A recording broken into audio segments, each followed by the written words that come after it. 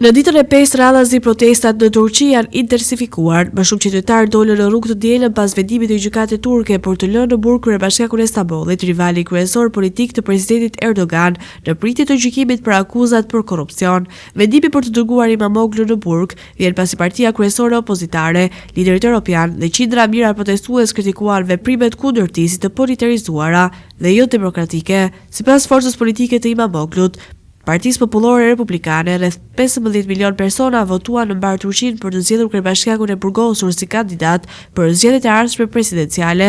13 milion nuk ishin anëtar të partisë, gjë që tregon mbështetjen e gjerë popullore që Imamoglu gëzon për te partisë së tij.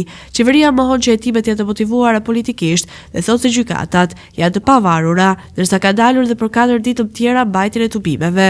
Megjithëse një vendim i tillë nuk ka mundur të ndalë protestat dhe përleshjet me policinë që kulmuan të dielën në mbrëmje, demonstruesit e shumë u plodhën pranë bashkisë së Stambollit, ku përballen me efektivet që përdorën spraj me piper dhe gaz lotësjellës.